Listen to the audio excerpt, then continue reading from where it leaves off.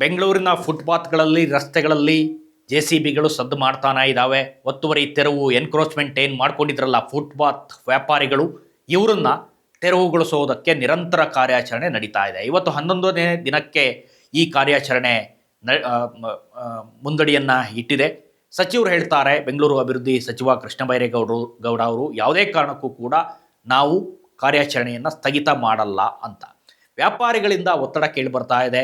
ದಯವಿಟ್ಟು ಅಲ್ಪ ಸ್ವಲ್ಪ ಜಾಗವನ್ನಾದರೂ ಕೂಡ ನಮಗೆ ವ್ಯಾಪಾರ ಮಾಡಿಕೊಡೋದಕ್ಕೆ ಅವಕಾಶವನ್ನು ಮಾಡಿಕೊಡಿ ಅಂತ. ಈ ನಿಟ್ಟಿನಲ್ಲಿ ಸಚಿವರು ಸಭೆಯನ್ನು ಕೂಡ ಮಾಡಿದ್ದಾರೆ ಕೆಲವು ಸಂಘಟನೆಗಳ ಜೊತೆ. ಈ ಬೀದಿ ವ್ಯಾಪಾರಿಗಳ ಸಂಘ ಇವರು ಎಲ್ಲರೂ ಕೂಡ ಮಂತ್ರಿಗಳನ್ನು ಭೇಟಿಯಾದರೂ ಕೂಡ ಮಂತ್ರಿಗಳು ಭಾಳ ಖಡಕ್ ಸೂಚನೆಯನ್ನು ನೀಡಿದ್ದಾರೆ. ಯಾವುದೇ ಕಾರಣಕ್ಕೂ ಕೂಡ ಮುಖ್ಯ ರಸ್ತೆಗಳಲ್ಲಿ ನಿಮಗೆ ಅವಕಾಶ ಮಾಡಿಕೊಡಲ್ಲ, ಬದಲಾಗಿ ಒಂದು ಉತ್ತಮ ಸೂಚನೆಯನ್ನು ನೀಡಿದ್ದಾರೆ. ನಿಮಗೆ ಬೇರೆ ಕಡೆ ಮಾರ್ಗ ಕಲ್ಪಿಸುವುದಕ್ಕೆ BBMP ಅಧಿಕಾರಿಗಳ ಜೊತೆ ಕುಳಿತು ನಾವು ಮಾತಾಡ್ತೀವಿ. ಬೇರೆ ಯಾವ ರಸ್ತೆಗಳಲ್ಲಿ ಅಥವಾ ಯಾವ ಫೀಲ್ಡ್ಗಳಲ್ಲಿ ನಿಮಗೆ ವ್ಯಾಪಾರ ಮಾಡೋದಕ್ಕೆ ಅವಕಾಶವನ್ನು ಕೊಡಬಹುದು ಅನ್ನೋದ್ರ ಬಗ್ಗೆ ಸೂಚನೆಯನ್ನು ಕೊಡ್ತೀವಿ ಅನ್ನೋ ಮಾತನ್ನು ಹೇಳಿದ್ದಾರೆ. ಇದರ ನಡುವೆ ಇದೇ ಮೊದಲ ಬಾರಿಗೆ ರಾಜ್ಯದ ಮುಖ್ಯಮಂತ್ರಿ DK ಶಿವಕುಮಾರ್ ಅವರು ಬಾಯಿ ಬಿಟ್ಟಿದ್ದಾರೆ. ಬೆಳಗಾವಿಯಲ್ಲೇ ಮಾಧ್ಯಮ ಮಿತ್ರರು ಅವ್ರನ್ನ ಕೇಳ್ತಾರೆ, ಬೀದಿ ವ್ಯಾಪಾರಿಗಳನ್ನು ತೆರವು ಮಾಡ್ತಾ ಇದ್ದೀರಲ್ಲ, ಈ ಬಗ್ಗೆ ನಿಮ್ಮ ನಿಲುವೇನು ಅಂತ. ಮುಖ್ಯಮಂತ್ರಿಗಳು ಒಂದು ಮಾತು ಹೇಳ್ತಾರೆ, ಈಗೇನು ಕೃಷ್ಣ ಬೈರೇಗೌಡ ಅವರು ಕೆಲಸ ಮಾಡ್ತಾ ಇದ್ದಾರಲ್ಲ ಬೀದಿ ವ್ಯಾಪಾರಿಗಳನ್ನು ತೆರವು ಮಾಡಬೇಕು ಅಂತ, ಅದನ್ನು ನಾನು ಇದ್ದಂಥ ಸಂದರ್ಭದಲ್ಲೇ ಹಿಂದೆ ಮಾಡಿದ್ದೆ. ಅಂದರೆ ನಾನೇ ಆ ಲಿಸ್ಟ್ಗಳನ್ನು ರೆಡಿ ಮಾಡಿದ್ದೆ. ಅಧಿಕಾರಿಗಳ ಜೊತೆ ಕುಂತು ಯಾವ್ಯಾವ ರಸ್ತೆಗಳಲ್ಲಿ ಈ ಬೀದಿ ವ್ಯಾಪಾರ ನಡೀತಾ ಇದ್ದಾರೆ, ಎಲ್ಲೆಲ್ಲಿ ತೊಂದರೆ ಆಗ್ತಾ ಇದೆ ಅವೆಲ್ಲವನ್ನೂ ಕೂಡ ತೆರವು ಮಾಡೋದ್ರ ಬಗ್ಗೆ ನಾವು ಆಲ್ರೆಡಿ ಒಂದು ಮ್ಯಾಪಿಂಗನ್ನು ಮಾಡಿದ್ವಿ. ಅದರ ಪ್ರಕಾರವಾಗಿಯೇ ಈಗ ಕೃಷ್ಣ ಬೈರೇಗೌಡರು ಕೆಲಸವನ್ನು ಮುಂದುವರಿಸಿದ್ದಾರೆ. ಮತ್ತು ಸುಪ್ರೀಂ ಕೋರ್ಟ್ ಗೈಡ್ಲೈನ್ಸ್ ಕೂಡ ಇದೆ, ಸುಪ್ರೀಂ ಕೋರ್ಟ್ ಸೂಚನೆ ಕೂಡ ಇದೆ. ಈ ನಿಟ್ಟಿನಲ್ಲಿ ಕಾರ್ಯ ನಡೀತಾ ಇದೆ. ಆದರೆ ಇದೆಲ್ಲವನ್ನೂ ಹೊರತುಪಡಿಸಿ ನಾವು ಕೂಡ ಅವರ ದೃಷ್ಟಿಯಿಂದ ನೋಡ್ತೀವಿ, ಬೀದಿ ವ್ಯಾಪಾರಿಗಳಿಗೆ ಎಲ್ಲಾದರೂ ನೆಲೆ ಕಲ್ಪಿಸೋದಕ್ಕೆ ಸಾಧ್ಯವಾ ಅನ್ನೋದನ್ನು ನೋಡ್ತೀವಿ ಅಂತ ಹೇಳಿದ್ದಾರೆ. ನಾನು ಬೆಂಗಳೂರು ಮಿನಿಸ್ಟರ್ ಆಗಿದ್ದಾಗ ಎಲ್ಲ ಶಾಸಕರನ್ನೆಲ್ಲ ಕರೆಸಿದ್ದೆ. BJP, ಜನತಾದಳ, ಕಾಂಗ್ರೆಸ್ ಪಾರ್ಟಿ ಎಲ್ಲ ಶಾಸಕರನ್ನೆಲ್ಲ ಕರೆಸಿದ್ದೆ. ಕರೆಸಿ ಬೀದಿ ವ್ಯಾಪಾರಿಗಳ ಬಗ್ಗೆ ಚರ್ಚೆ ಮಾಡಿದ್ದು. ಎಲ್ಲರ ಅಭಿಪ್ರಾಯ ಒಗ್ಗಟ್ಟಿನಿಂದ ಬೀದಿ ವ್ಯಾಪಾರಿಗಳನ್ನೆಲ್ಲ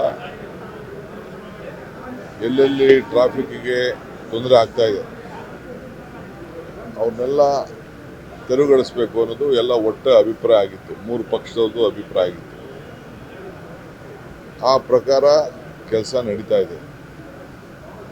ಆದರೆ ಅವರಿಗೆ ಸೈಡಲ್ಲಿ ಹಾಕೊಳ್ಳಿ ಅಂತ ಹೇಳಿದ್ದೀವಿ. ಆಮೇಲೆ ಸುಮಾರು 60,000 ಜನ ನಾವೊಂದು ಸರ್ವೆ ಮಾಡಿಸಿದ್ದೆ. ಅವ್ರಿಗೆಲ್ಲ ಗುರುತಿನ ಚೀಟಿ ಕೊಡಬೇಕು ಅಂತೇಳಿ ಕೆಲವರೆಲ್ಲ ಸರ್ವೆ ಮಾಡಿಸಿಟ್ಟಿದ್ದೇವೆ. ಒಂದು 30,000 ಜನ ತಳ್ಳೋ ಗಾಡಿಗೆ ವಿವಿಧ ರೀತಿ ವಾಹನಕ್ಕೆಲ್ಲ ಅರ್ಜಿ ಹಾಕೊಂಡಿದ್ದಾರೆ. ಅದು ಕೂಡ ಈಗ ಟೆಂಡರ್ ಕರೆದು ಅವ್ರಿಗೆಲ್ಲ ನಾವು ತ್ರಿಚಕ್ರ ವಾಹನಗಳನ್ನು ಕೊಡಲಿಕ್ಕೆ ಆಲ್ರೆಡಿ ಎಲ್ಲ ವಾಹನಗಳನ್ನೆಲ್ಲ ತರಿಸೋದು ನೋಡಿದ್ದೇನೆ. ಸೊ ಅದು ಕೃಷ್ಣ ಬೈರೇಗೌಡರು ಮಾಡ್ತಾರೆ, ಹೇಳಿದ್ದೀನಿ ನಾನು. ಆದಷ್ಟು ಜಲ್ದಿ ಅವ್ರಿಗೆಲ್ಲ ವಾಹನ ಕೊಡಿರ್ತಾರೆ. ನಾವೇನು ನಿಗದಿ ಮಾಡ್ತೀವಿ ರೋಡ್ಗಳು ಅಲ್ಲಿ ಅವ್ರು ಇಟ್ಕೊಳ್ಳಿ, ಅವ್ರಿಗೇನು ನಾವೇನು ಯಾರಿಗೂ ಹೊಟ್ಟೆ ತೊಂದರೆ ಮಾಡಬೇಕು ಅಂತಿಲ್ಲ. ಬೀದಿ ವ್ಯಾಪಾರಿಗಳು ಇರಬೇಕು. ಆದರೆ ಹಂಗಂತ ಮೇನ್ ರೋಡಲ್ಲಿ ಹಾಕ್ಕೊಂಡು ಕವರ್ ಹಾಕ್ಕೊಂಡು ಮಾಡೋಕ್ಕೆಲ್ಲ ಆಗಲ್ಲ. ಯಾಕೆಂದೆಲ್ಲ ಸುಪ್ರೀಂ ಕೋರ್ಟಲ್ಲಿ ಕ್ಲಿಯರಾಗಿ ನಮಗೆ ಡೈರೆಕ್ಷನ್ಸ್ ಇದೆ. ಸೊ ಕೋರ್ಟ್ ಪಾಲನೆನೂ ಮಾಡಬೇಕು, ಜನರ ಅಭಿಪ್ರಾಯನೂ ಕೇಳಬೇಕು. ಅವರು ಕೂಡ ನಮ್ಮ ವ್ಯಾಪಾರಿಗಳೇ. ಈ ಪ್ರಪಂಚ ನಡಿಬೇಕು ಅಂತಂದರೆ ಎಲ್ಲ ಥರದ ವ್ಯಾಪಾರಸ್ಥರು, ದೊಡ್ಡ ಮಳಿಗೆಗಳು, ಚಿಕ್ಕ ಪುಟ್ಟ ಮಳಿಗೆಗಳು, ಬೀದಿ ವ್ಯಾಪಾರಸ್ಥರು, ಹೀಗೆ ತಳ್ಳುಗಾಡಿಗಳ ವ್ಯಾಪಾರಸ್ಥರು, ಸೈಕಲ್ ಮೇಲೆ ಹೋಗಿ ವ್ಯಾಪಾರವನ್ನು ಮಾಡ್ತಕ್ಕಂಥವ್ರು ಎಲ್ಲರೂ ಕೂಡ ಇರಬೇಕು. ಹಾಗಾಗಿ ಅವರಿಗೆ ಬೇರೆ ಜಾಗವನ್ನು ಸೂಚಿಸೋದಕ್ಕೆ ಅಥವಾ ಬೇರೆ ಜಾಗದಲ್ಲಿ ವ್ಯಾಪಾರ ಮಾಡಿಕೊಡೋದಕ್ಕೆ ಅನುವನ್ನು ಮಾಡ್ತೀವಿ ಅಂತ ಹೇಳಿದ್ದಾರೆ.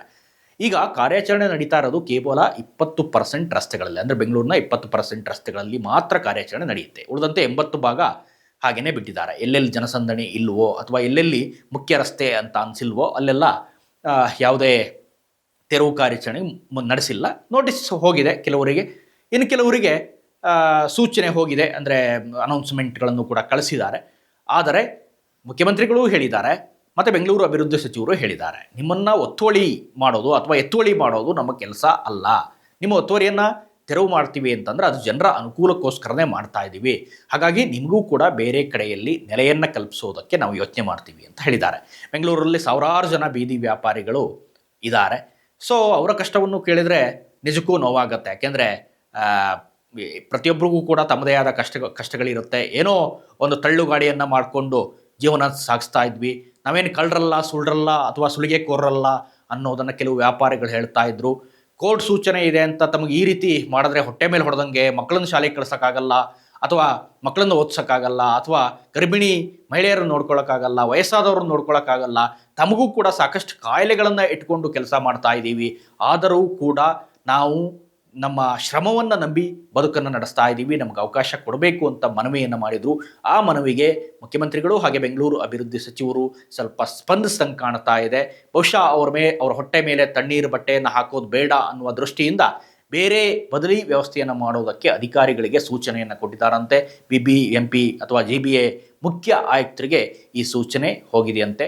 ಎಲ್ಲೆಲ್ಲಿ ಜಾಗ ಇದೆ ಅಥವಾ ಆಯಾಯ ವ್ಯಾಪ್ತಿಯಲ್ಲಿ ಎಲ್ಲೆಲ್ಲಿ ಬೇರೆ ಕಡೆ ಕಲ್ಪಿಸ್ಬೋದು ಅನ್ನೋ ನಿಟ್ಟಿನಲ್ಲಿ ಅವರಿಗೆ ಒಂದು ಜಾಗವನ್ನು ತೋರಿಸುವ ಪ್ರಯತ್ನವನ್ನು ಮಾಡ್ತೀವಿ ಅಂತ ಮುಖ್ಯಮಂತ್ರಿಗಳು ಹೇಳಿದ್ದಾರೆ. ಇದಿಷ್ಟು ಈ ಕ್ಷಣದ ಅಪ್ಡೇಟ್ಸ್. ಮತ್ತಷ್ಟು ಕಂಟೆಂಟ್ಗಾಗಿ ನೋಡ್ತಾ ಇರಿ ಸುಮನ್ TV ಕನ್ನಡ. ಹಾಗೆಯೇ ನೀವೇನಾದರೂ ನಮ್ಮ ಚಾನಲನ್ನು ಸಬ್ಸ್ಕ್ರೈಬ್ ಮಾಡಿಲ್ಲ ಅಂತಾದರೆ ದಯವಿಟ್ಟು ಈ ಕೂಡಲೇ ಸಬ್ಸ್ಕ್ರೈಬ್ ಮಾಡಿ, ಶೇರ್ ಮಾಡಿ, ಮತ್ತು ಲೈಕ್ ಮಾಡಿ, ಮತ್ತು ಕಮೆಂಟ್ ಮಾಡೋದನ್ನು ಮರಿಬೇಡಿ. Thank you.